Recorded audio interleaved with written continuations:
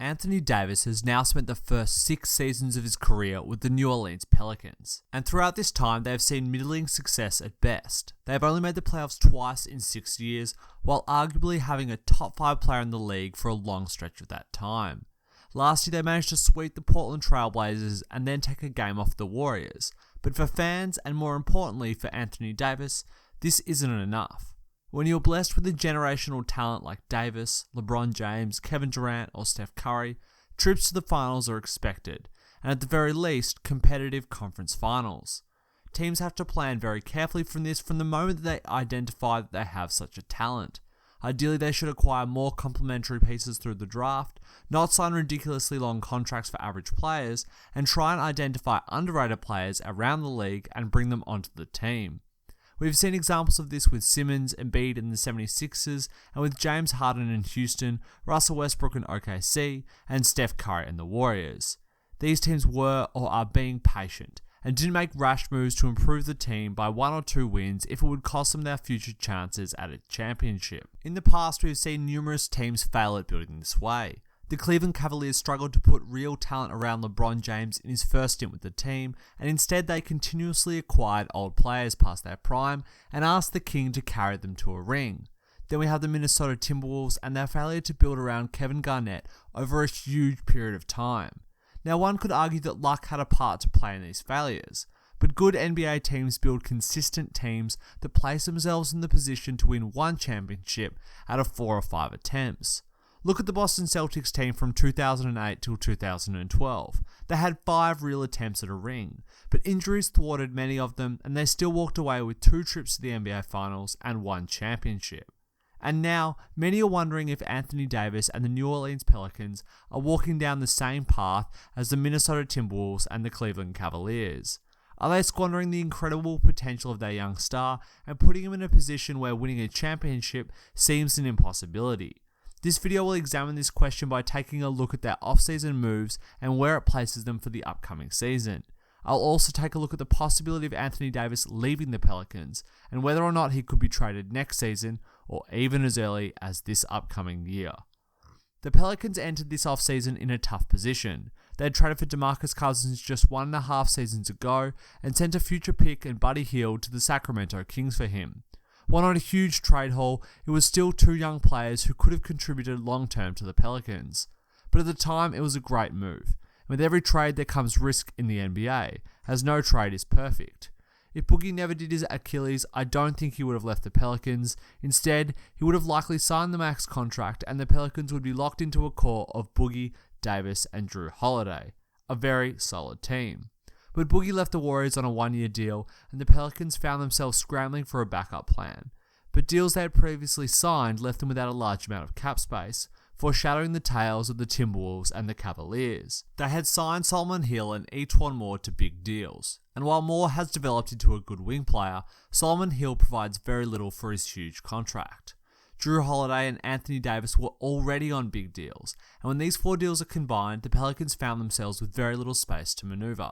And that space was largely taken up when they traded for Nikola Mirotic, who has proven to be very useful on the team and was well worth the money. But despite these pieces being good, the Pelicans lack the depth and extra wing and big talent needed to make a push for the playoffs in the Bruton Western Conference this season. The Pelicans have instead gone out and signed Elfrid Payton, Julius Randle, Troy Williams, and Jahlil Okafor this offseason. And while I think every single one of these deals was a decent signing, they do not bring this team into my top 8 Western Conference squads. These players are stopgaps, not solutions to the long-term talent problem. And if the Pelicans can't find a way to move Hill and sign a top free agent next season, they'll likely be doomed to mediocrity. But before we assign them to such a fate, let's take a look at some of the individual signings. My favourite of the bunch being Elfrid Payton. Payton will fill the missing void of Rajon Rondo on last year's team, and while he might not be as incredible a passer, he brings other talents to this team. Payton is a fantastic defender at the point guard position and absolutely hounds opposing guards with his long arms, effort, and defensive IQ. While Rondo was once a great defender in Boston, he no longer had the energy or the lateral quickness to do this in New Orleans, and at times he was a little bit of a defensive liability. Payton will definitely be an upgrade in this regard, and he and Drew Holiday will be a fantastic defensive duo on opposing guards. Plus, Payton is actually a talented defensive player. He averaged 13 points, 6.3 assists, and 4 rebounds a game last season when he was with the Magic. Now, this line isn't going to blow anyone away, but the Magic weren't exactly a great team with a ton of talent. Payton was actually pretty good at driving to the rim and finishing there, and while his shooting woes are well known around the league, his passing more than makes up for it. Payton will be able to run pick and rolls with Anthony Davis and feed him the ball in the paint and out of pick and pops. Plus, he'll be able to use Davis's gravity to get to the rim more than last season as well. This team also has decent shooters, and a spread pick and roll system will actually work wonders with a pass-first point guard. The entire problem with Payton, though, has been his inability to shoot threes or mid-range shots consistently at the NBA level. Fan theories have run wild that his hair is what has been limiting his shooting ability. The theory makes some sense as Payton hair bubbles and could have moved over his eyes as he shot. Now, this theory could also make no sense, but Payton has finally cut his hair with a buzz cut, and the NBA's strangest haircut is gone. We will find out this season if Payton can shoot a little bit better, and if he could maintain that magical number of 35 to 40% from deep at a decent clip, it will open up his game tremendously. But even if he can't, I still like the signing, and think that Payton will be able to distribute the ball to Davis and Jrue Holiday. The Pelicans work best when Holiday is leading the charge, and he really went from strength to strength last season as he recovered from injury. Payton isn't going to look to take over the team and will instead distribute the ball to the stars, Davis and Holiday. He'll also distribute the ball to another free agent signing, Julius Randle. Randle signed to a 2-year, $18 million deal, with the second year being a player option.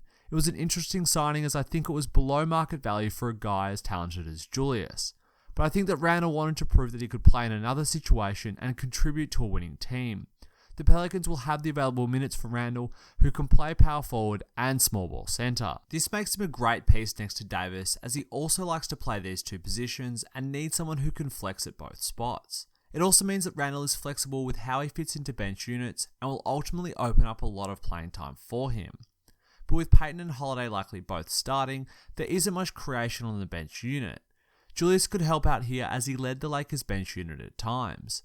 When he did, he was a one-man wrecking crew on the fast break.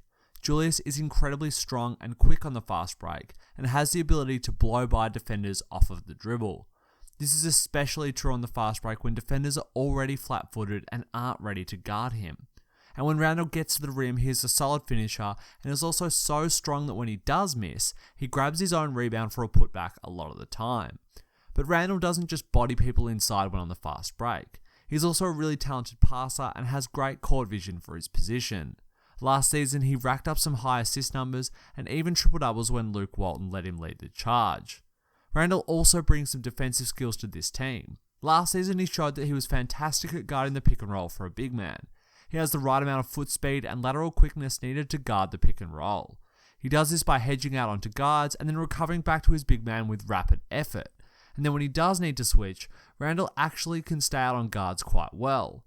But are Randle and Payton enough to push the Pelicans into being a great team alongside Troy Williams and Jahlil Okafor? Definitely not.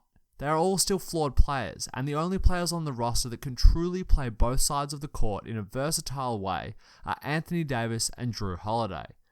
If the Pelicans suffer a few injuries throughout the season, they will quickly lose most of their depth and will have to play players who aren't up to the rigors of starting in the Western Conference. And if something happens to Holiday or Davis, you can basically count them out of the race. Between the Warriors, Nuggets, Spurs, Rockets, Lakers, Timberwolves, Blazers, Jazz, and Thunder, there are just so many strong teams in the West, and a month or two of poor play could cost a team a spot in the postseason. The Pelicans' only hope will be if Davis can somehow pull a magical season together. He's already put up some dominant seasons, but this team requires something truly special. A season rivaling those of LeBron with his Cavs team, or Kevin Garnett with the Wolves, in order to drag this team into the playoffs. And he's definitely capable of it. Anthony Davis is one of the most talented players in the entire league. He has incredible footwork, a great jump shot, insane athleticism, and has the ability to hit some of the most off-balance shots in the paint I've seen. And to top it all off, he's a fantastic defender and has the ability to protect the rim like there is no tomorrow. But it will be an incredibly tough task. And if Davis cannot manage it and the Pelicans look like they will miss the playoffs in the middle of the season, then what happens? The Pelicans will be well aware that their stars can simply leave them after what happened with DeMarcus Cousins this past off-season. they'll be keen to avoid losing such a great talent for nothing, and they proved this when they traded Chris Paul. He was their top talent and the best player of their franchise, and when he wanted to go, they didn't sook and hold on to him. They traded him for assets. If Davis does the same thing with the Pelicans, I imagine they'll also bite their tongues and trade him. And the reality is, a contending team like the Celtics will pay a lot more for Davis halfway through this season than they will this offseason or next season. By trading for him midway through this year, the team who receives him would be guaranteed 2 years of Davis helping them in the playoffs and competing for a championship. I think that Boston would offer up the Kings pick and potentially even Jaylen Brown, Al Horford, Jason Tatum, or Gordon Hayward for Davis, and could throw in some other players to get the job done. But the Pelicans could also ask for too many of these players. And Danny Ainge has shown restraint before, and teams are likely to ask the Celtics for way more than possible due to all the assets they have. But the Celtics will likely loosen the strings for Davis, and if the offer is reasonable, they'll snap it up. He's a once-in-a-generation player, and the combination of him, Irving, Horford, Hayward, and Tatum could be too tempting to pass up. And for the Pelicans, getting a young player and the Sacramento Kings pick is a great way to start the rebuild after losing somebody like Davis. Because let's say that the Pelicans do in fact keep Davis for this season, and then try and build around him again. They're limited in cap room already, and would likely have to sign similar caliber players as this off-season. They won't be able to do him justice and build him a contender. Their short-sightedness in the beginning of his career has cost them, and after 2 more seasons, Davis will be an unrestricted free agent, and can simply leave the Pelicans for nothing. It is looking inevitable that Davis will eventually leave them. The question is when. The only other option is Davis having a historic season and saving this team this season and going forward. And he can definitely have one. He is rounding into his prime and could seriously do some damage in the NBA this season. And I hope he does. Because the one group who deserves it is the Pelicans fans. They aren't the ones who have failed to build around Davis, and they've been let down just as much as he has. Thanks for watching, guys. I hope you enjoyed the video, and if you did, be sure to leave a like, subscribe, and hit the bell for notifications. And let me know in the comments what you think of Anthony Davis, the Pelicans, and whether or not he'll be traded in the next 2 years.